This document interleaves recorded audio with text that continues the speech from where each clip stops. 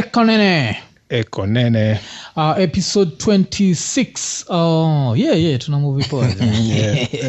So kama kawaida wacha nianze na shoutouts. Kuna Austin Odera, Steven Ochieng, kuna msanaidita Jack aka Theodora Danilevich. Watu wana wajina. Kuna Kuchio Asonga, kuna Bernard Karingi, sasa sijui niseme Bernard Karengi, alafu kuna Robert Jogona, alafu pia a special shout out to Martin Omedo. Cause Omedo alienda hapa Metumedo tena.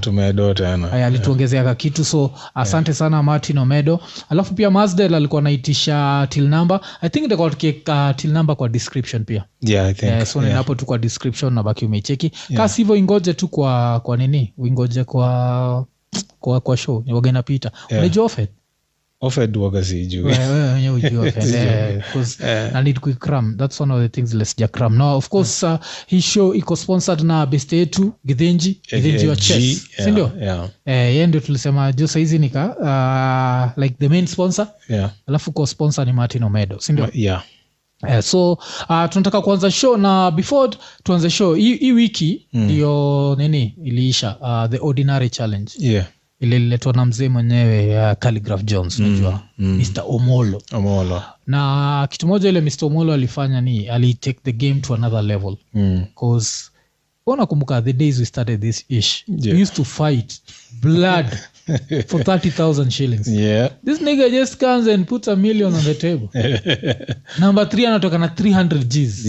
10 times what we used to make your time as the number one. Jeez. Like he's taken the game to another level. Alafu pia Odibets lazima tuwapatie special shout out because what they did, like no one takes hip hop seriously. So for this corporation to come and just not do that but push it, like the event ili happen hii place inaitwa nini jo, hii hoteli, kuna hoteli fulani hapa ili happen hata imepotea jina. Ole Sereni ilikuwa inakaa Grammys jo, Kenya level hiyo stage mtu wangu. Lakini unajua nikisema watu mwafa alikuwa judge hapo, so wacha tuingize raya nyingine tofauti pia pati opinion yake. Raya yenyewe inaitwa Ondu Street lawyer. Ni aje sana my genius. Hello. Tunakusikia. Changamka jo, usikae ama umekosana na wife kabla ukamili. Niko poa manze, niko tu najibonda plus pia sijalala siku mingi. Jana nilikuwa na shoot podcast yani anaitwaje Elisha Lai. Sasa niko hapa na prepare for session ya Caterpillar kesho. So kazi tu. Alafu najua kitu moja na Ira hiyo jina street lawyer. Mimi kwa nasi mtu ni jina tu. Ira na study law jo. Si ndio aje? Manze mimi I'm a legal scholar manze. Legal scholar. Interesting.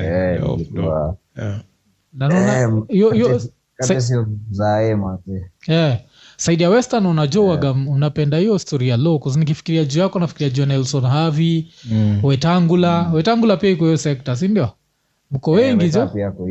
Best yetu Joe alikuwa hapa Joe Amisi alikuwa hapa. Inakamulia mwa Hidi Excalibur. Alafu kitu iwaga interesting na pia nini Western hizi ndio raya waga zikienda majuu accent waga wanachukua accent ya states in 2 weeks. Nani asesu waga tunaenjoy sijui ya kusema confused D na T. Cheki raya zimeenda majuu. Angalia na inaitwa nani attitude Buddha Blaze. Kumbuka nini kijana wa Malo. Kumbuka? Na vile waga mnachoma mkiwa loko mnachoma. But unajua Omera mnaweng from 254. Sikia Zak. I'll check you with us. Ameanza. Zak, Corin. Ulikuwa unaenda huko basement unakutana na Corin na Zak my friend. Corin lakini na sound game mlami yani. Yote ukiwa hii side nyingine usijua ni black. Kwa hiyo sound mlami sana. Lakini tumekuinvite tubonge juu ya the Ordinary challenge. Nicheki watu walikula moto kabisa. Kuna watu kadhaa walikula moto na mimi but hakuni approach directly. Kuna kama msanii anaitwa Adrian Finity.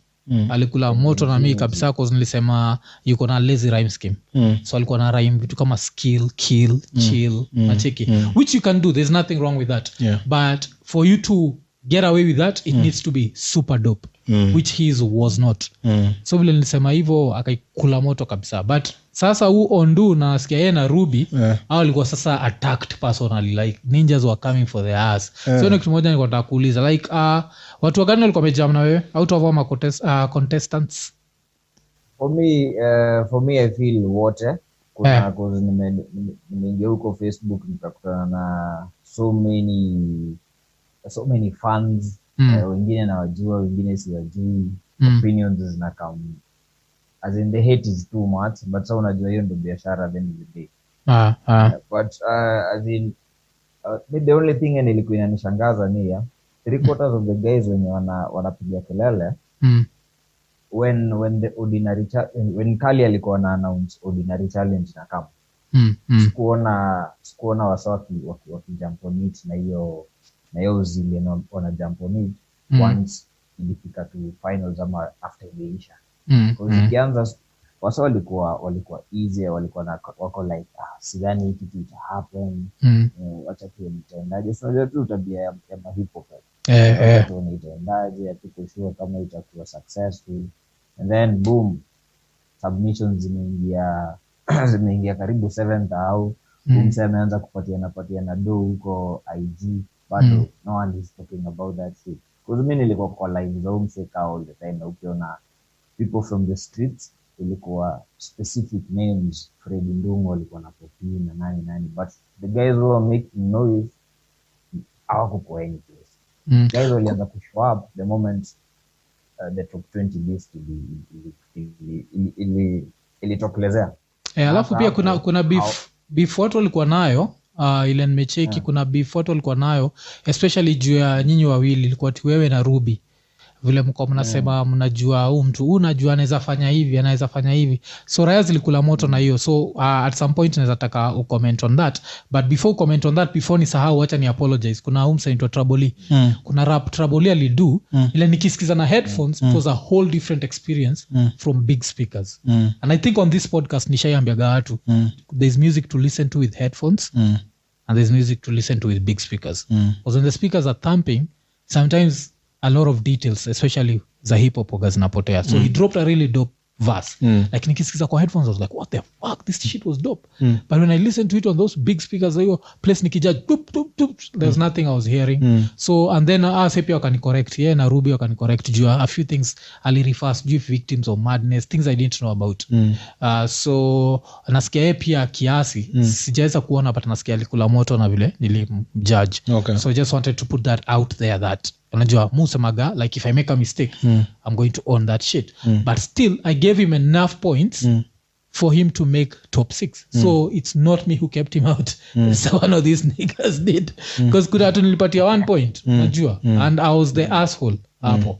Kuna watu nilipatia 1 point wale hata wakijam na mimi shauri yao, lakini yes specifically I didn't give him enough to make him miss out. So I think one of the guys wali judge and wali end up wamemrusha nje. But still we try to imagine Zach, $1 million shillings, someone was winning that. And what was for attack Calligraph, he can only make it bigger. You see, so the only thing what wanafaa kuinsist is next time anyone who's worked with him maybe before, kama they feel that's bias, asikue. So now if you don't want to participate in the future challenges, don't work with Kali. Only that. Otherwise there's nothing to complain juu hiyo nini. But sasa tuambie, do you feel that was fair? Vile mko nasema una nini namjua his previous work. So kuna kijana anaitwa Timothy Ndasia na Duncan Chege waliniandikia kucomplain juu that specifically. Walikuwa wanasema unajua Duncan Chege waga hip hop head fulani sana. Duncan Chege kwanza ni boys wa 23, ni mse namjua from 23 Kangemi 23 manze. Big shout out to mseme kwa hold it down. Alikula moto na nyinyi kusema hizo mna expect. Yes. The only problem you have na Duncan Chege, and not even for ordinary challenge pekee, hata in terms of battle, because before hii challenge tulikuwa engage na about battle. The moment nikishare story ya Kafu nikijudge na Kafu, and then sasa unajua sazile nikibook mtu kaa Zaka na put information yake out on IG ama Facebook kama nini. As in nitakupatia flowers zako zinuni Zaka alikuwa Nairobi alikuwa join. So nikiandika about Kafu nilikuwa like as in Kafu ni one of the vets saizi kwa battle za Kenya. So tukimpatia flowers Ninja kaingia nikaa na hate mnakonga mmechocha Kafu sana style yake iko imeweza sijui. So I was like my G uwezi take away from Kafu just because how fuck na style yake. But as in equally amepitia work. Unaweza kosa kupenda style yake but uwezi kosa kupatia Kafu flowers zake. So niliona hizo mavitu amepost. So unajua from me coming from Mtukadan Kanchege for yeye inakonga there's a very thin line between criticism and hating from him. So school take seriously as much as kuna vitu alikuwa anajaribu because niliona kibaki so na decried for photos for nini Mwafrika was the only real judge. So I'm like yeah ni bullshit yani because pia kitu fani in line between hate and criticism when una decried Mwafrika si lakini Duncan si nimesema hivyo Duncan ni boy wangu kuna boy mwingine pia anaitwa Timothy Ndasia. So lakini ina depend where the hate is coming from because kuna kuna best ya Edrinfinity like I say all go at me kabisa paka ona ni challenge ku battle. If I was not someone's father I'd battle that nigga. It does not scare me anyway. You see but I'm past your level. Alafu what else did I get from this apart from because a lot of like this little controversy. Another thing that happened like kuna boy back in the days niko sure namkumbuka. That's how memorable this rapper is. Unakumbuka tukifanya MC Africa kuna boy alikama karapa afa kimaliza nikamsema ati translate mimi ni kazi to English. Nakumbuka? Siwezi kumbuka so but I remember the event. The boy, yes. So alikuwa nafaa kuita mtu amwak. Kijana alienda akachange jina and he became dope. It's called Kipsanif. So I'm watching the nigga, I'm like, I know this nigga. This has to be that nigga from. So even judge him, I was like, I think he's the first rapper I said like, this shit is dope. Like he worked on his shit. But even hata Kali yako niambia ati huni ule mse kuskali pia alikuwa nakumbuka hiyo kitu because a lot of people remember MC Africa with that guy. But sasa vile haku end up top 6 because me I gave him enough to put him in the top 6. Vile haku end up top 6 apparently alitag Calligraph kwa photo ya Octopizzo akisema Octopizzo is the goat. And I'm like nigga don't be like that just because you lost once like you've turned someone who was an unbeliever like Mwaf to a believer. Just because you've not made it does not mean you attack because that's what the only problem niko nao na upcoming rappers you wanna attack Calligraph. I'm like this nigga put $1 million on the table. If you made your whole village vote you could have won the money. Unajua hivyo if you made your whole village vote you could have won the money because the vote was free. Unaamka tu asubuhi alafu total votes zilikuwa 13,000.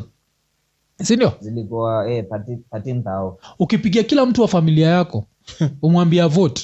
Alafu wewe mwenyewe uanze kutembea Gikomba ukiambia kila mtu akuvotie. Unaongea na wasee. Watu wanakuvotia, unaweza fikisha hiyo kusimsalishinda alishinda like 4,000 votes. Unajua? It was achievable. So alishinda na 4,000. For watu ku criticize Kali for that I'm like I'm mad. I'm like plus then again like what is the purpose of a competition if there's no winner? If there's no winner like if we are 6 of us only one is going to win. And if the guys who don't win wataongea mbaya then hakuna haja ya competition kaa hizo because the cake can only get bigger. Because that just that come next time come hungrier come better prepared. Because tulikuwa on ground na Mr. Ondu atakwambia all debates if you come to arts they're not playing. Na cheki wale wa contract wanaekelea do like crazy yani like originally the top 3 walikuwa nafaa kupata contracts si ndio alafu waka announce ni wote wa 6 walikuwa na sponsor na 3 million for your contract ya so music. Basically hakuna loser. Waliongeza na 3 million so what the fuck. The top 6 have no problem. It's the other niggas who didn't make top 6. The guys who didn't make to top 6. That have a problem. And they are doing their shit. I'm like, lakini out of all those people the only one person ulenilisikia vibaya ni story ya Kip Sanif like tagging Calligraph. Why? Because first of all I knew you like over 10 years ago. You are garbage. Right now you are dope. Just because you didn't win a competition does not make you know. So that's one of the things that I felt was funny style about the whole shit. Mi na feel kuna nini? Na feel kuna kitu inaendeleanga kwa Kenyan hip hop. Kwanza hii generation inakam post wapi? As in basically hii generation yetu ni basically post wapi nini. Kuna entitlement fulani hapo inafungia wase wengi doors mingi sana. Rappers wako too entitled, mafans wako too entitled. Mpaka sasa the gist ya hii kitu wase wengi wanashy away because una feel ukianza kudikitu ni kama una mafans kitu ama una rapper space. Ina for sisi wenye organize my event si upata hiyo backlash sana. Unapata una book zaka kama DJ then mafans wa Kev the DJ wanarusha. Ukibook Kev the DJ unawasa wanataka sijui DJ gani akam. So kuna entitlement tu fulani and then the energy haikui si sportsmanship. Wasana ite personal baka unashanga my G as a missing to anything. I love nezouliza Zach like 7,000 rappers wame submit their raps. Calligraph without help ya watu wengine akaku shortlist kwa top 20. Calligraph is the nigga who like every song that he's on is a hit. No one knew Crispa, and I hope Crispa will not take this disrespectfully. No one knew Ndovuku. It took one song with Calligraph for this nigga to blow up. Would you go against such a nigga? Would you attack him? Ama would you call him and be like, you know what, let's do something? And this is the nigga who does collabos with everyone. I think we even talked about it. Like one of the things ili bring down nani, why Octo is not number one, is because when Octo was number one, he stopped doing collabos with rappers. Sindio? Octo is my nigga. Ye wadu collabo na rappers. Natakwambia tu straight up. Ye wadu collabo na rappers. Anasema ye sound. Ye anatafuta sound different yani. Yes. But you see, Kali amekuwa kidu na rappers. That means, why are you attacking the nigga? As in, start a YouTube channel, do a song with this nigga, blow up, you'll make... I don't know. Wezi saidia. Kuna watu wengine just live. There's a episode of My Expert Opinion nilikwambia watch. Episode Mathofa ilitoka jana. Ina feature Mr. Meka na Asonist wa nini wa Diplomats. Ule mse alikuwa producer kina Kam. Unafaa kuwatch hiyo episode. Ucheki stance nani uchukua Mr. Meka. No apologies. Ako kamse kengine kaliko katrai kuagina mpaka nilikuwa nacheka. Yeye uchukua two stance moja. Like if you don't make the cut, get off. It is what it is. Don't argue. Okay. You need to be strong enough. There's another thing nilikuwa nacheki because ukiona Kali ameshortlist hawa to teams. And then unaenda mse una go ahead unaanza kuthrow shade just because huku make your cut ya top 6. Umesahau the part that umse ulishortlistiwa and then akasema niaje kila mse mwenye ameshortlistiwa kwa hiyo top 20 watumiwe 10,000 for facilitation. As in, who does that? Seriously? As in umsema wasoli pati wa 10 G's everyone for facilitation. Utafanya ni tusi watu hapa. Acha tuishi hapa. Mimi naweza nakwambia ni like mimi the biggest disappointment is not even the other niggas because a lot of the other niggas were like very average. So I don't care if they go at Kali. Like this nigga Kip Sanif. First of all he rhymes in English. Style yake na Kali zinaingiana. Like a collabo between those two, I'd be interested. It's like a collabo ya Kali na Kivo Kifos. I'm interested in that. So for you to attack the nigga who was trying to help you, so that one I found to be garbage. And then I found like a nigga like Ed Refinity asking like, who's Mwafrika? I'm like, nigga, what the fuck, man? Like, ask around. Do your Googles, man, nigga. Google. Like, but I can't diss you because the first that you haunijui, first of all inaonyesha, you know very little about hip hop. Najua, you are maybe like a what fun this funny rappers fun like umesikiza I don't know Drake and McMill, now you think you're the shit and Amigos. So you're like okay so just do your shit nacheki like I would never attack you because I'm old enough to be your father nigga so I won't go at you with that but now with this other nigga I was like this nigga is dope like their styles out zingematch sana so hiyo nilifind ikiwa bullshit unaona for nani for Adrifinity because me attack yake alikam kwa IG yangu akiniambia huko venye as in ati misi sijui art because nili point out story ya props kwa the vida the first video had so many props nini na ilifanya kali wakabakiniaje umseli put odibets na nini na kulikuwa na efforts to it so ana qualify to the next top 20 so akikuwa top 20 alitumia inaweza kosa kukua the exact dancers na nini but the props this kuna different props zilikuwa banners za odibets and then kulikuwa dancers na nini so this is exactly what more or less the same thing we did so nikiona submission nilibaki sawa tushajua unaweza fanya hizo vitu za vida wacha tuconcentrate sasa kwa skill level na ukiangalia judging yangu mimi nilibaki niaje with the props kuna effort but sasa rap yake average so unaona msee amekama ameattack amjui sijui maana bia mjaduk amjafanya anything in terms of kupatia wase opportunities in hip hop mwanzi na kill talent so I was like my G alafu na jamii nilikuwa very respectful nilimwambia my G ni aje na understand kile unadu but I wish you all the best in your artistic life because industry ndogo utapatana I think ako Mombasa na niko like my G ungekuwa dope kuna high chances bado angeendelea kukua kwa hizi conversations but other than us guys pointing out your partner ilikuwa bitter there's nothing else mimi naweza ongea about infinity unless I drop kitu kingine dope post Ordinary Challenge akifanya kazi dope na ni the lyricism is dope na kazi inafanyika of course tunapeana flowers because at the end of the day ni hip hop as in if it's dope it's dope if it's work it's work alafu pia wacha sasa tutoke hapo tuende kwa battle kuna battle ile happen kati ya Shahidi Excalibur na Kalimani na Israel ziko zimekula moto apparently Kalimani alikambila ku prepare so these niggas walikuwa wamejam sana zako unashinda kwa nini naangalia nini yako ni normally mweza kucheck time kwa dashboard sio ni kwa nini leo yonekani nini time mweza kujoga time kibonga kwa nini but sijali hii ni my backup inside whatever my backup audio is not wasn't recording that was the reason kushinda like hii time jo mujoga time na nini so tubonge juu ya Excalibur na Kalimani battle ilikuwaje this was like 2 weeks ago hii ni 2 weeks ago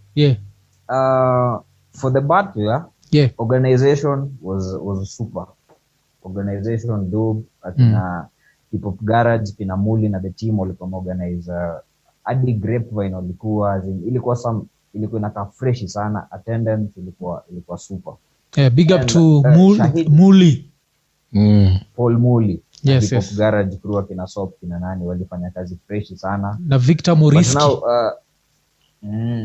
attendance kwanza ilikuwa correct but now mimi nilikuwa disappointed because Shahidi na Kalimani also wame-rap together since high school not even campo high school campo wako na projects together wame-battle evil as in between themselves for so many years and then pen game ya Shahidi ni elite but Kalimani ndio ule mse mwenye every time you push Shahidi ku perform even better because kwa hiyo crew yao Kambielali Kalimani is a very lyrical guy as in ukisikia story zake ukisikia vile ana pen na skill level yake ni crazy so of course tulikuwa tuna expect as in classic between these two guys because mimi nimeona wase wote wakibata najua kitu ni Kalimani anaweza do najua kitu ni Shahidi anaweza do Shahidi hata akiingia kwa venue mazee alikuwa na recite ya mabaa zake niko like na ngoja kuona what Kalimani ameprepare then Kalimani does the rookiest mistake alisahau all the 3 rounds and then not just kusahau all the 3 rounds alikuja ku freestyle off the dome as in versus Shahidi. Unajua as in hiyo the modern age battle rap walimefika, huwezi fanya kitu kai. Huwezi fanya kitu kai hiyo. And considering umse walikuwa na power battle in December na Kalimani wasn't ready for it. So hiyo battle ili have to postpone tu a few weeks ago. So inamaanisha ulikuwa na almost karibu 10 months ya kuprepare. Wow. Then on the 10th month unakuja na unasahau all the 3 rounds. So mimi nilikuwa like sijui nini ili happen. Nilikuwa like mimi sijui kama uliandika new rhymes, ungekuja tu na zile verses za December urap kwa hii. As in, hata ungekumbuka hata verse moja ama verse 2 kama kafu. But man, all the 3 rounds and then una drop some manze ilikuwa for me nilikuwa super disappointed. Nilikuwa disappointed because ile battle nyingine ya Wise Guy Entertainment, there's a guy called Kosi, the main man. Alifanya pia the same rookie mistake. Haku prepare, alafu akakamapo akaanza ku freestyle some very bogus rhymes. Unaona, now ni veterans. Hao ndio wanafaa inspire the next generation wa prepare for battle. So usipopatia battle hiyo heshima ya wewe, just pen down hii kitu, internalize even if it's a few bars, alafu kujipatia ni show poa kwa watu wamelipa, watu wameacha kufanya majob zao, wamekaa say as a grown up. Sato hiyo time ni tunakuja for battle, tunaweza fanya vitu vingine na hiyo time. Hata tunaweza koka how to chill na madem na mawife hapa tukisikia poa, unapata. Sasa tunakam ku support game and then manze Wacha nikuulize ama cause inaka influence ya Susaf na Twerk zimesipin kwa wase huku hivi, wase wakisahau rounds wanasema nini? Cause tunajua ya URL wagani Jersey New Jersey wajulikana kuchoka. Mzee anasahau round New Jersey. Maze ukiochio vida even alafu unajua ilikuwa as in grapevine only at the whole thing. Unajua pia kupata wase wenye wana document kitu not being from the culture. Hawezi as in how exclude zile vitu zinafanya ule bad. Manze on TV unaona hiyo pattern Kalimani yako like oh shit manze nimepaka shit. Basi nimesahau uko like bro unajua unaona Turukana ukibana. Unaona as in KBC iko Turukana huko mseto sana naona ukipatiana a very lukewarm performance yani. Jersey nigga. Okay. Ni poa lakini najua I guess pia from the experience I hope amelearn because watu walikuwa wamekula moto kwa hiyo group. That's why I had to ask, lazima ningeuliza msee. Alafu sa next battle nilisikia mkibonga juu battles na come up mpaka nikasikia mkimention TZ. What's up with you at TZ? For TZ TZ unajua TZ is the closest competition we have in terms of lyricism. Basically in Africa mali tuko. I think the next guys wenye wanadu battle level tunadu ni TZ, Malawi na I think nimeangalia wasa Zimbabwe pia wanago in hivi. TZ organize hizi battles kama TZ wako na hizi mabattle zetu. Nataka kusikia hiyo. And then there was that time tulikuwa tukipush culture ile, hiyo ni time tulibu Shahidi versus Ujiji. Hawa swatizi walikuwa na follow sana Mexico Tez na boy fulani anajiita Loco Speeder. And then by the time tulikuwa tunadu the second one ya Shahidi versus Kafu, walikuwa deeply interested kwa tunaongea sana na walikuwa wanabatweni aje tunaona kitu mnadu huko, si pia tunadu the same thing, tunaweza taka tukuje to battle and then ni pia mkam as in basically to your cross culture. Alafu pia tunajua tu hii sport venye yuko au ninjas wameshinda wakithrow shade to 254 wamekuwa. Juu nimeona moja leo ikiwa interesting sana. I think wakina AY walikuwa wameorganize but ni ile battle style ya kitambo ile ya kuna instrumental Yeah, so kuna hiyo battle, kuna hizo battles zenye kina nani wanadu akina One the Incredible ndo judge. Alafu sasa kuna hii akina Logistical. yeah, hiyo nimeona hii leo. It was it had too many pause moments, my guy. Like ilikuwa ni pause throughout. Wanadisiana but no, it's too much for me. Like nah. Mzee anaongea mpaka ana compliment rasa ya opponent. Si ati anamdis, ana compliment. Lakini tuko na rasa poa. Yes, ni disrespect. Calling him a bitch indirectly. Yeah, but mzee anasema nika I'm interested. I want to smack her around. I was like, what the fuck? Una hiyo liga. So, alafu unajua Max Cortez ni one of the top lyricists saizi nchi for hii generation yao, wazinobse anaandika. Hadi Cassidy amemficha kwa hizo mixtapes zake anadu. So ni competition wote, and either wakama ama sisi twende ita bring vibe fulani hapo fresh sana. That's why tunajaribu kupushio agenda. But in terms of cards zinakam, hip hop garage kuna kitu wanadu September, I think September 28, na kitu wanadu battle big sana, itakuwa pia na some OGs in it, which hiyo ni itakuwa card crazy. And then I think Wise Guy ana come back in October with there's something to try to put together in a league hivi. And then now whoever will body between hizo mabattles takam ndo start to organize to and here we can have something versus TZ in December 12th hapo hivyo. Okay, hapo ndo tunajua. It's a whole series of my events, so tunajaribu tu ku structure. Tulikuwa tumeleilo kiasi historia Odinare challenge iende, kwa tunajua pia kuna wasa battle rap walikuwa wamejump on board. So nilisema tafuteni hiyo mita kwanza, mkipata muilete kwa back, but yeah, so we are back to normal programming. Okay, hiyo ni poa. So big up sana cause unajua hizi zile ninjas zina push hip hop on the ground. So big up from CC coming from like a different somehow generation. To admire like what you guys are doing, unajua. Like ignoring mainstream media and just doing it on the ground. So hata leo ndio umefanya nikajua kuna difference ya hip hop garage na Wise Guy. Mu assume tu it's just one movement. Kumbe ni mbili. So nimelearn kutoka kwako. Cause the leagues zinaziko kuna hiyo league yangu ya 25 for battle rap, and then kuna league ya huyo Paul Muli ya hip hop garage, and then kuna league ya Victor Muli yo Wise Guy Entertainment. Any relation the Mulis ama zi? No, ni wakao. Sisi unajua kitu interesting vile umesema hivyo. So vile kama una rhyme watu sema unaroga waliamua hii mambo ya kuroga wanaiembrace. Alafu pia TZ unasikia watu wanaroga TZ, unaona ni line moja lakini tuwashukuru je. Kuna ligi ya mwisho ya mother fulani hapo nini anakonga based in state, but you invest heavy sana 254 anajiita Queen Nefertiti. You inaitwa Who Owns the Crown. Ya kwanza you put some serious bag yani, so those are the existing leagues hizi kwa battle. But tuna appreciate sana, unajua kuona ma OG manzee wase wenye mlitu inspire kudui kitu mkitupatia flowers, tuna appreciate manze actually coexist in the same industry saizi. Tunapigia na masimu QG.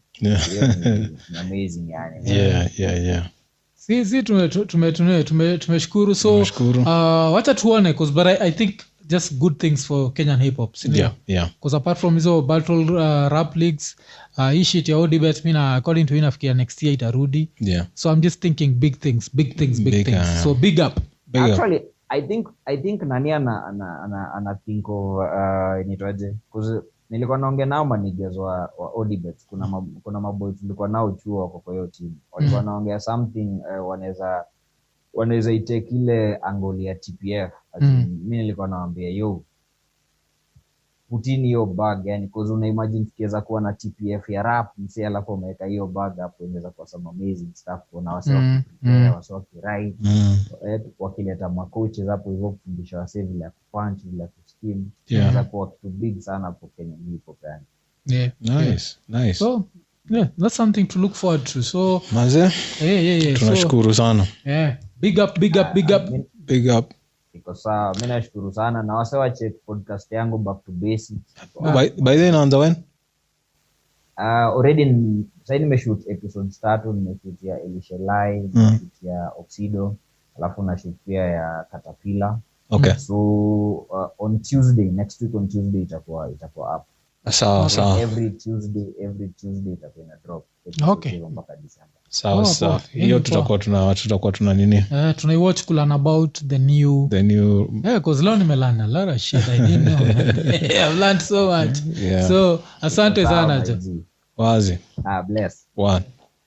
So macheki jo kuna 4 rap leagues. That's something I didn't think existed, and so that's dope to learn. So wacha sasa tutoke kwa rap, tuanze kubonga juu ya vitu kadhaa.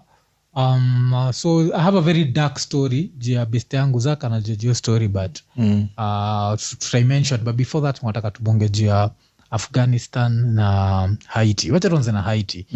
Haiti so ilipata another earthquake, sio? Yeah. Na imedidisha watu close to 1,000 people the last time nilicheck. Really? Yeah. Alafu sasa ndio inafanya nilikuwa naambia watu online like call me ignorant but I don't want to visit Haiti. Like I want to travel the world at some point, but Haiti iko kwa wish list yangu. Yeah. Is that being an asshole? Because it's a natural disaster. Would you want to visit Haiti? Not really. Not really. Mi unanijua. Na fear zangu za kufly and all that shit. So if I have to go somewhere, it's somewhere where like my family members are. I have to go visit, and probably 2 places, in Japan and States. After that, narudi kwangu Nairobi nakaa chini because kitu interesting na Japan pia pataga hizi earthquakes. Yeah. Na even sinkholes. Yeah. Sinkholes are even scary. More scary than. Yeah. Kwa sinkhole wakakaa vile tumechill tu. Yeah. After tunamezwa whoop. Nini so kuna hiyo, but Japan at least unajua when it comes to earthquakes, squeezy all the engineering they do with earthquakes in mind. Yeah. Haiti bado hajafika hiyo level. Alafu zao zinakuwa serious. Kai ilikuwa ni 7.2. Yeah. 7.2 is serious. So ndio argument mu have na raya zile ufikiria ati earth was made for humans. Mtu wangu sahau. Earth ni hostile. Yeah. Because tuko lucky sana the fact tuko Africa, we don't experience so many things, natural disasters. Mpaka si assume that vitu ziko rosy. No. That's number 1. Alafu number 2, it comes up with another ignorance. There's a whole village ilidedi masaiza Cameroon. I think ilikuwa Cameroon last year, either Cameroon or Congo. I think it was Cameroon because they live next to a mountain. Yeah. Afu mountain waga ina erupt. Erupt, what happens? Carbon monoxide inapata wasome lala. Some are dead. A whole village dies. You know what mafala za Africa will do after a whole village could die? Just guess the solution we came up with. Africa. Na superstition zetu. What do we come up with? Kuomba. Yeah. Kujenga chacha hapo. Zilikam kuomba hapo sijui siku ngapi. Like fuck you, it's a volcano, it's so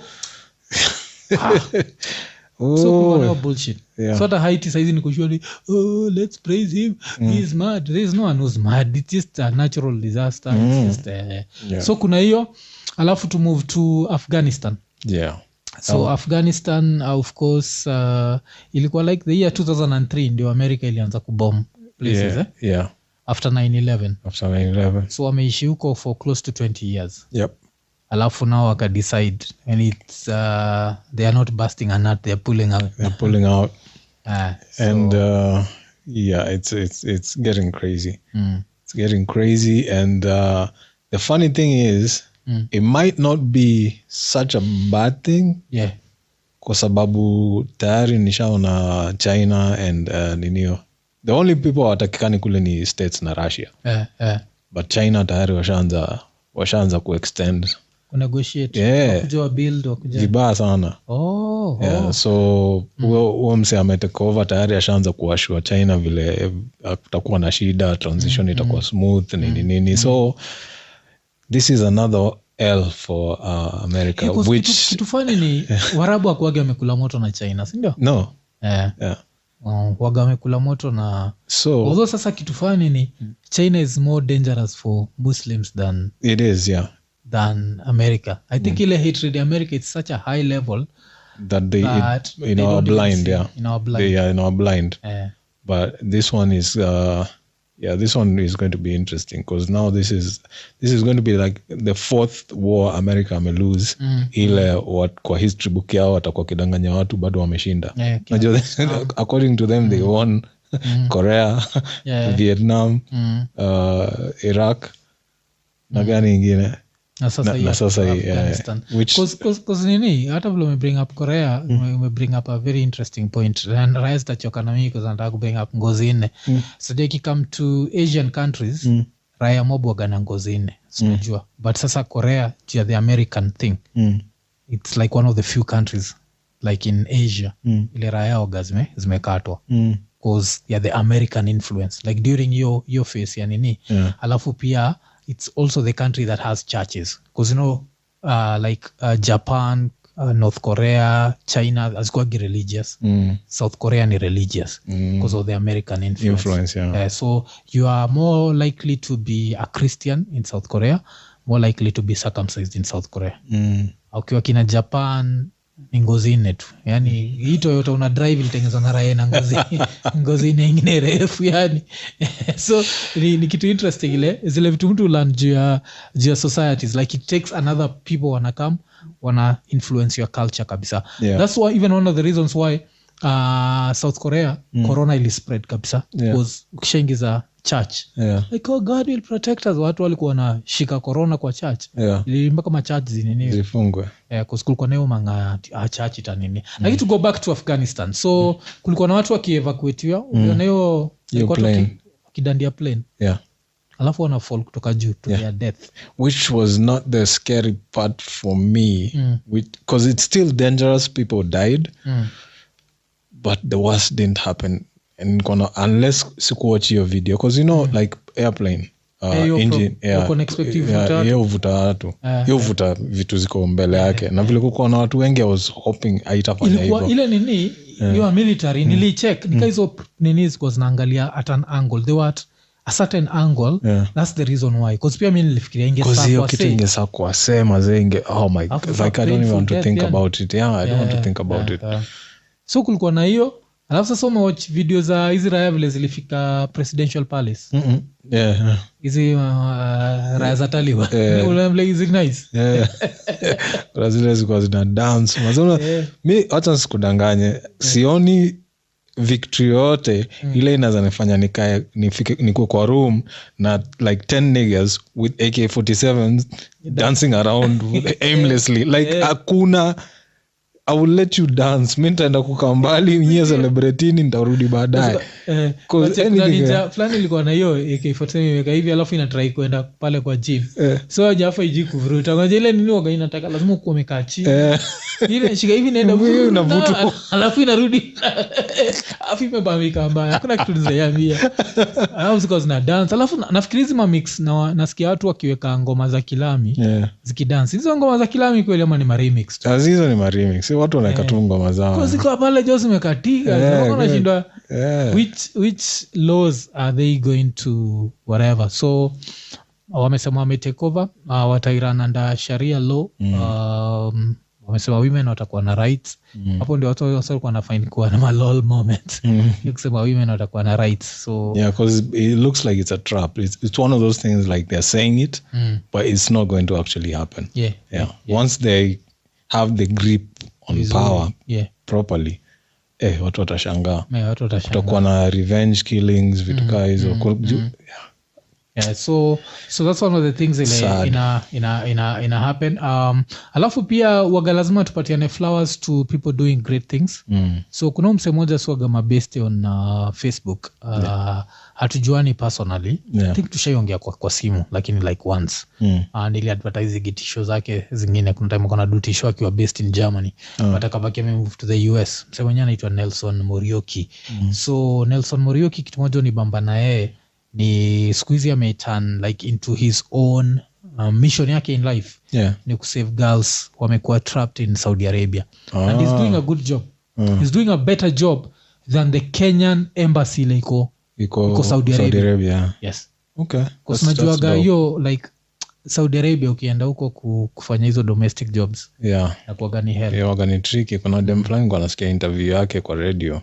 Yeah, ilikuwa ina sound scary like because mademu kuwa raped, unakuwa beaten, unakuwa. Alafu niko sure pia ukienda as a dude utakuwa raped. Because like, kila watu sawigi sometimes sodomy is not even about homosexuality, it's about power and just disrespectful. Yes. Because unapata gata atiko slave history ya America that used to happen, like the slave, the most rude slave used to be raped like by the dudes nacheki. So there used to be that. Alafu even hata hii terms tumiaga loosely motherfucker, like the origins of it. Unajua nowadays motherfucker just means motherfucker, just means you. Unaita someone, yeah, check this motherfucker out. Ama mimi naweza kama niseme like I'm the baddest motherfucker. Alafu watu wataichukua literally, but origins zake zilikuwa literal. Then with time people needed to take the power out of it. That's why it evolved. But how it started out was breeding. Humans, black people used to be breeded like animals. So it reached a level where like a mother and a son are separated. And then later in life, the son is forced to sleep with the mother. So that's term motherfucker came from that. Jeez. And then like it's nasty. Like when people don't think white people are violent. Yeah. Najua nishaisemaga hapa mara kadhaa, but because what's more violent than that? Because violence is not just about men, it's also torture, it's about what. So so whatever is happening in Saudi Arabia it's not a beautiful thing. So so lazima to get big up Nelson Morioki for doing such a beautiful job and a great job. And kuna nini hata dem alimsifu kwa hii channel ndio nini alikuwa kwa JKL ya Citizen TV. Kabaki amempatia props zake. Nice. Najua. Yeah. Lakini saizi pia nataka kukeep on the sad track because nataka tu bonge juu ya the message, and if the message ya nas will bring anything to your mind. Kuna hizi buzz za nas, life changes, a thug changes, best friends become strangers. So strangers bana vile naisemaga, it ends up rhyming with those. Is there like any best friend like msemo grow up nae ule you just became strangers? Like no, used to be cool. Yeah, but hata kama kwa best friends, you are cool, you are tight. No, we were like best friends. Yeah. In TZ. And nikakam Nairobi. Yeah, akabaki TZ. And then after high school ile kwenye kwenda kuhustle nini ameenda very far from our village in TZ. Yeah. Huko towards the southern parts of TZ, huko Zambia. And then disappeared. Never heard from him. If his parents looked for him everywhere, like no one has ever seen him. Also mjika iko dead or alive? No one knows if he's dead or alive. Okay. That's and it's highly likely that he's dead, which is scary. Which is scary because one of the reasons mefanya nikabonga J story ni like ile time DSTV ilitokea. DSTV kuna kupatia like all these different channels. Some of the channels that DSTV used to have ni National Geographic. I don't know if DSTV saizi iko nayo because najua we moved on. Sorry DSTV, but we moved on. Technology came, smacked your ass, made it wiggle, and then we moved on. So I remember nikiwatch hiyo show, nikiwatch National Geographic, walikuwa na do a feature about sleepwalking. And one of the guys was featured. Nikasikia Bernard Bondo. Go like, what the fuck? I know that name. Checked the screen. Saw a nigga with a very lower red lip. And I remember like, wow, tulikuwa na mse primo. So apparently when he went to America, walimdiagnose na sleepwalking. So like kwa hiyo documentary feature ya National Geographic, walikuwa wana shoot na zile night vision cameras. Na mse ameamka just walking around, even anajihat mguu whatever, and he does not know mpaka the next day nini. So through hapo wanaonyesha mpaka therapy, ana go through therapy through what. So kuna historia akina Linturi, we'll talk about it later. But now today because of that I was like, hey, what happened to my nigga?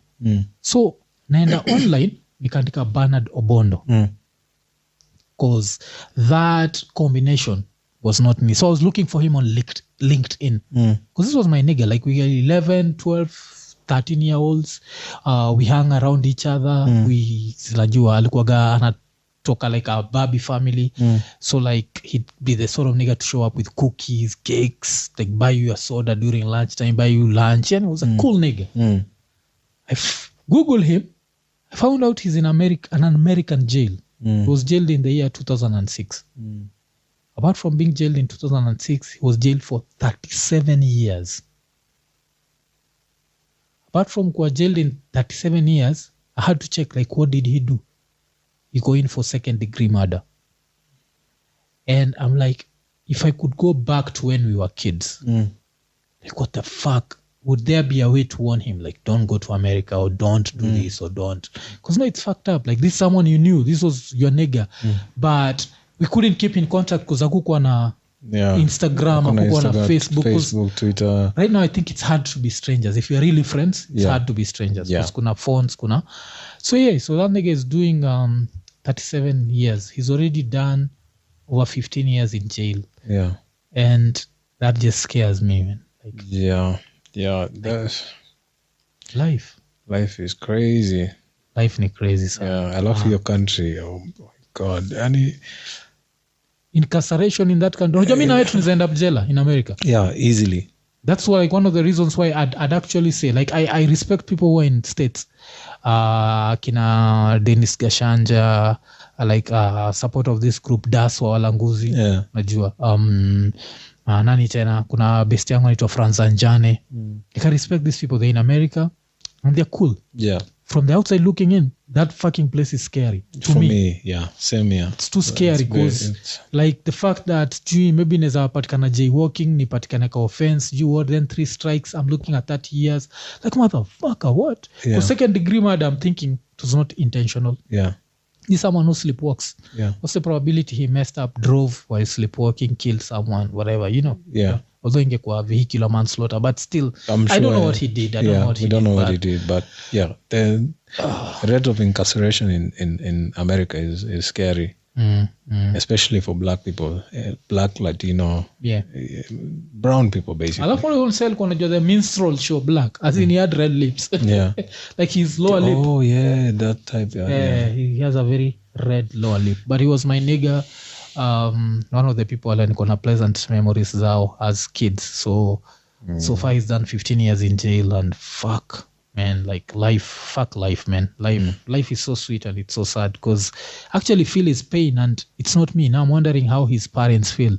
Yeah. Like wakimpeleka States, walimpeleka for a better future. Yeah. Now their kid gets 37 years. Their kid most probably atarushwa nje. Come Kenya. But talking of American jails, I have to talk about my favorite nigga, Hush Puppy. It goes to a dark sana. Let's have some fun with this. So Hush Puppy, kuna ka white boy white boy kibao wamedu features about Hush Puppy. Yeah. And they can't understand. Like, this motherfucker came from poverty. Yeah. Made all this money, saw his friends getting arrested, and still continued doing crime. Damn. Like, they make you learn so much. Like, one of the last heists, Zai nigga. Yeah. Do you know how much they stole? $100 million. One of the last heists. Kabla washikwe. Yeah. But sasa, ule mse waliplan hii 100 million, akashikwa. Akaimba. See.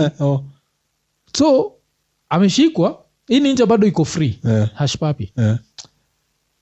Kikacheza kuzilikuwa ninja mob. Because mafaa kusplit do. Kikacheza hizi raya zingine. Okay. After kucheza hizi raya, zikaanza hizi raya zikaanza kusing sasa. Okay. So zina send ma message like, ule msee ni mwizi pia, yeye anadiligi na ule msee. Alafu hiyo time hizo zinadu hivyo, wana try kukon msee wa Qatar. Msee wa Qatar wakamkon $1 million. Hush Puppy still kikacheza watu tena. So eventually people ended up snitching on him. That's number 1. Alafu number 2, like, snitching on him was easy because they had an image. He's on Instagram, like, this is the motherfucker. So out of wale wase walikuwa naiba hapo, the people who took the big chunk of money, kuna wale hajulikani. FBI haijui ni nani. But this motherfucker put himself all over kwa internet kujianika. Like nigga, Instagram models caught with $41 million. Yeah. Zako kiwa na 4.1 billion shillings. Na kuna mtu anajua Kenya. Will you be mad? No one knows. It's just you. And so watu wanaonaga ukiingia kwa hao driving the finest shit, you live in a very good place. I don't think I'm that type of person. Nilikushow ile story ya Minority Report ikitokeanga. Mimi ndio nitakuwa the first person to be arrested because I have all these schemes. Amtajua niko na hiyo dojo hata ile gari naendesha. Nitaendesha utashikwa.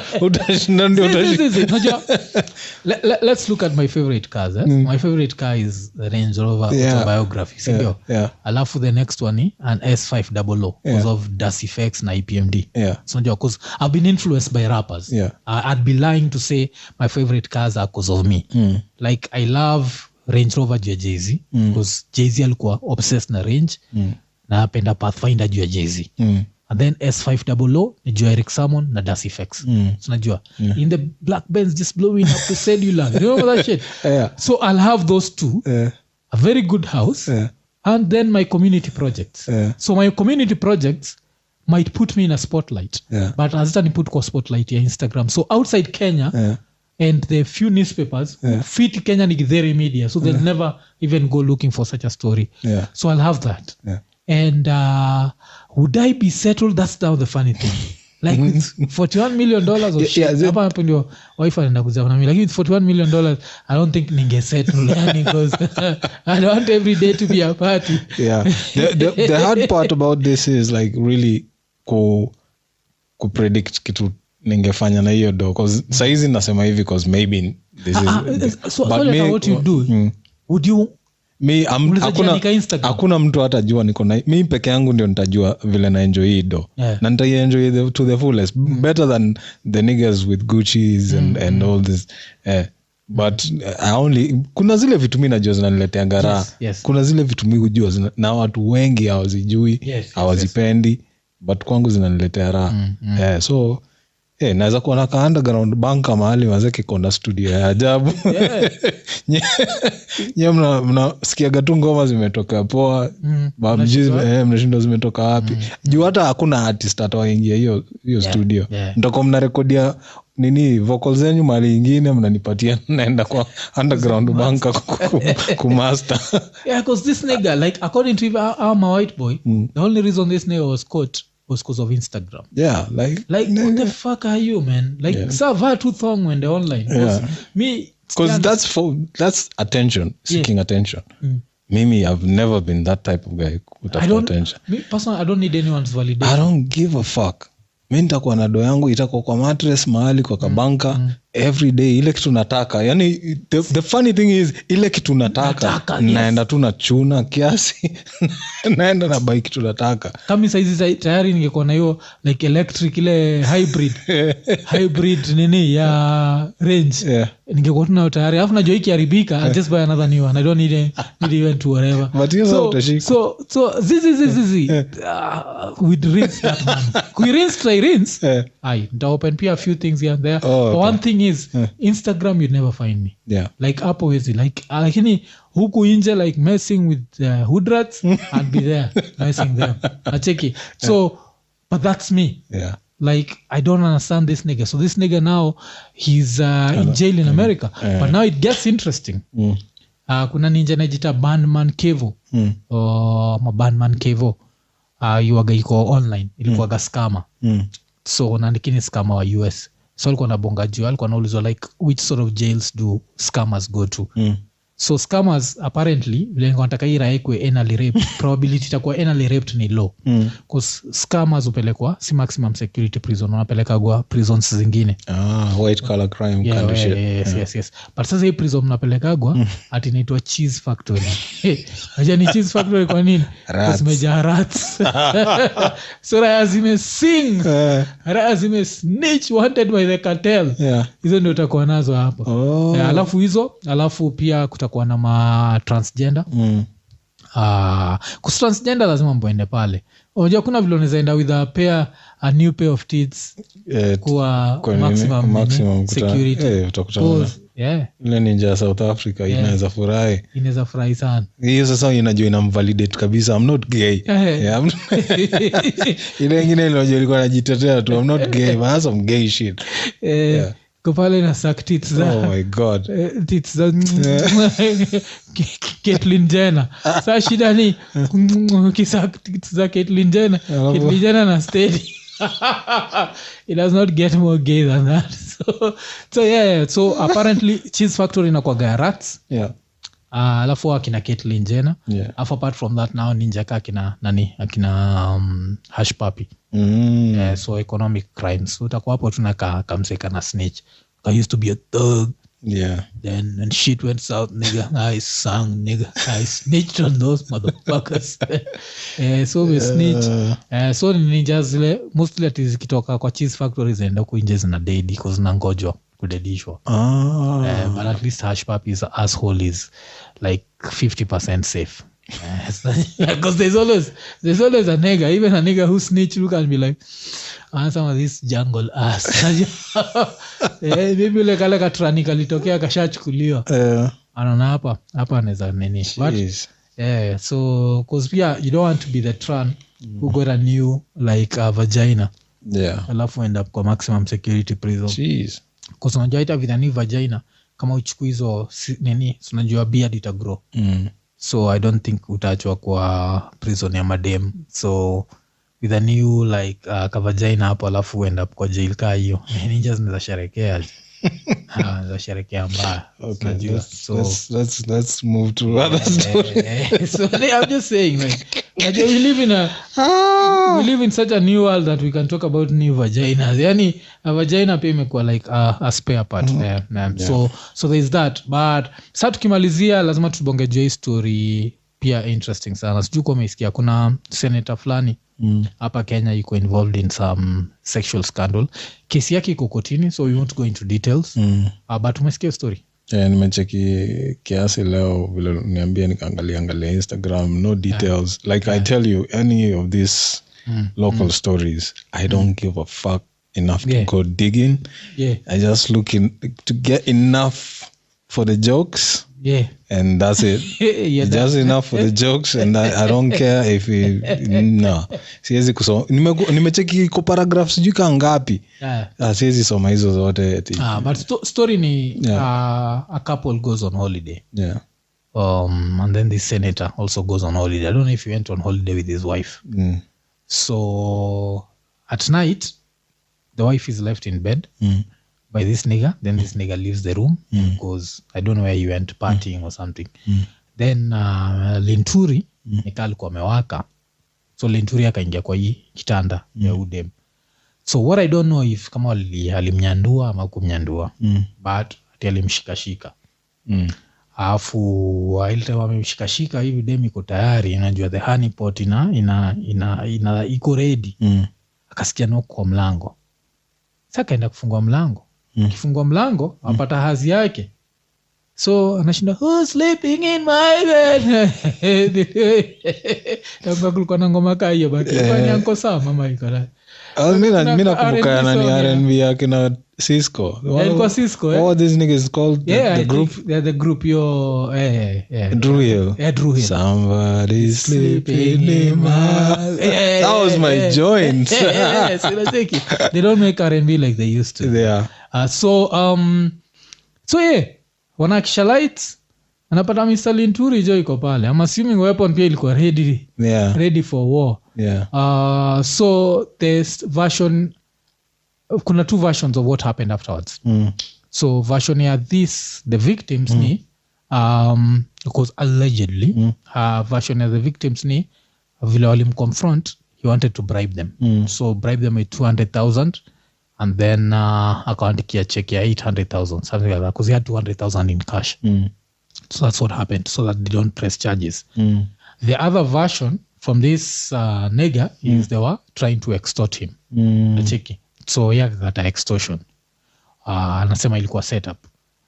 alafu pia kitu ingine ile interesting sasa kwa hii version ya ati the reason why wali end up now from the Twitter investigators the reason why they ended up suing was aliwapatia 200,000 akaandikia check alafu the next day in the morning akaenda akaripot kwa polisi for extortion so ile 200,000 akanyang'anywa alafu ile check pia check it, so that's why they are suing. So that's the interesting story. But now the question comes, dem Charlie foreign akiingia kwa kitanda yake anafaa kujua hata bila kuangalia mazi according to wewe? I think anafaa kujua. Yeah, especially kama mlikuwaga wameenda holiday pamoja. Meaning wamekuwa pamoja for some time. I know how my chick smells. For whatever cologne she's wearing that day, I know how it. Mimi nakumbuka mpaka kuna time nilikuwa breast nikiulizwa kaa in darkness naweza identify rasa ya dem without just in darkness, just by touching and noticing all the different lamps and whatever. Will you be able to tell my ass from another chick's? Like yeah. But I was like, of course. But you know, come on. But now this is different. Like, this is dick. This woman should be able to tell the difference between her boyfriend's dick and probably because the haziwezi kuwa identical. Haziwezi. Like hii story inashindwa alafu ude mwenyewe anatoka Masaiza Lakeside Kaskoro. Sasa sijui kara yake inatoka Lakeside. Juka inatoka Lakeside na iko na ngozi nne. Then udem alikuwa anataka story zake. So there is a whole different thing ya kuangalia udem. Lakini sasa kesi yenyewe iko kotini so we can't go into like a lot of details. But me I still believe dem anafaa at least kufigure out. There has to be a difference between this dick and the other dick. Either in length ama girth. Alafu historia ya Gath ilinibamba sana nani Kafu. Kafu alikuwa amepost picha yake na manzi yake. Alafu vile Kafu ni mshort. So manzi yake amechora 7 but Kafu kako huku chini. So ni kama kukaenjoy jojo. Kafu ni ajabu si ndio ifikie lazima upande stool. Alafu akasijua ka joke nini juu ngozini. Hapo nikamwambia leo ngozini ni nzuri juu inaongeza length. Najua so at least naweza ifikia. Hapo kaniambia ati mimi sikuagi mtu wa nini. Mimi ni Gath alafu akaingiza e so yeye ni Gathe wadili Gathe yake inaandikwa na Gath. Hiyo story ndio imenibamba sana. So that's what happened. Like first of all, now coming to think of it, try to imagine you end up in a woman's room, like hypothetically a woman you didn't go on holiday with. How would you feel? Scary, yeah? It's scary because like what are the circumstances of me ending up in somebody's room? Nime mistake room yake na yangu. Yes. Ama nilienda nikijua ume mistake. Because we know Linturi allegedly mistook. So mistaken, whatever. Yeah. So okay. Yes. Hotels. Yes. I know my room. Probably this room and that one, if they're identical, they're not going to be aligned the same way if they're identical. Because if the bed on this room is inebriated, and you're high. You're not sober. Alafu maybe when ule watu kunywa kabisa, ile like thara drinking ile mpaka alafu nijipate kwa bed ya dem mwingine kuimba kwa corridor. Damn, that's tricky. Still there's a lot of that's why like hapo atasema you are blaming the victim, but I think the woman is the one to sense a lot of shit. Like this nigga, if he drinks liquor, it can't be the exact same liquor your husband drinks. And when he comes into bed, I'm sure you don't just at this. I don't think Miss Jai nishaenda holidays na dem na sidhani nishaingia kwa room straight to the bed bila hata kuongea kusema kitu and just started that's some animalistic you at least you say something like you know try to be sexy and shit. So you don't just go like a fucking animal. So hii story ya udem ina sound kama ile story ya Juicy Smollett. Juicy Smollett. Yeah, Dave Chappelle, Juicy Smollett. So end up after French actor Dave Chappelle uta notice what we are talking about. But now as usual this is Iko Nini. So we have to think, we have to go dark. Zach, I'm sorry, but we have to go dark. Now imagine this nigga went into the wrong room and instead of a lady sleeping in the bed was a nigga. And this nigga is a descendant of Sodom and Gomorrah. A descendant, not gay. A descendant of Sodom and Gomorrah. Because you know there's a difference between being homosexual, being gay, and being a sodomizer. Like that nigga, ile nigga yako ya jela. Yeah, South Africa. South Africa. That's a sodomizer. That's a descendant of Sodom and Gomorrah. So try to imagine jo ka senator kamewaka. Alafu kaenda ile sekta. Juu kana sema kalikuwa tu kanaguza. Unajua sio utaguza. Majarasa inaweza kudanganya. Wacha tuanze. Guzarasa alafu au siko hairy like iko hairy sasa ni vile injanyolewa ama ni nini. Alafu ile raha iko ile side ingine sasa ina position iko happy kabisa iko like this is a party. Ilikuwa ina sleep ikiwa ndeve because najua the party is just about to start. Sasa nje na move sasa baby sasa Mr. you ni Mr. Linturi I'm like I want to slide in. Alambe kidole akitafuta. Okay, this is too dark for me. This is actually imagine tu akitafuta nini shimo hashike ninalinga lazima nalinga ni biga kushinda yako. Yora heza mia senator pinduka. I swear you ulevi na katika unaanza kukimbizana kwa nini ka jogoo na kuku na vile jogoo kimisha kuku. Sina mara nini anapiga raundi kwa mbele anazunguka mameza. Sasa hii mzee unajua iko ready for the na ukiangalia hivi ni punda. Afu that's the problem. Hapo ndio shida wewe ndio umejileta kwa room. Kwa records ni room yake. Wewe mwenyewe uko ndeve. Pesa je nasema like umebadilisha ile pesa nilikulipa yote huwezi kataa. Hajawezi jitetea. Sasa hiyo ninja ilikuwa na 200,000. So ilikuwa kwa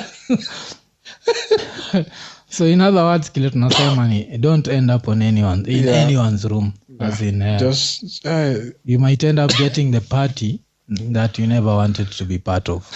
Stay sober, man. Stay sober. If you can, stay sober because kuna niggas out here ready to rip your new asshole. Literally. Rip your new asshole. So tukimalizia kama kawaida, like, subscribe, share, hit the notification button and tell a friend to tell a friend to tell a friend. We're on the road 60 subscribers. We're on the road to 1,000. So tumebakisha 60 tukifikisha hiyo 1,000. Naweza kuwa umetusaidia sana. Yeah, mtakuwa umetusaidia. Alafu special thanks to our sponsors wa leo. Co-sponsor Martin Omedo, main sponsor Gidinji. Alafu pia tutaweka till number hapo kwa description, si ndio? Yeah. Alafu kama Mr. Linturi ni senator wako, mwambie it could have been worse.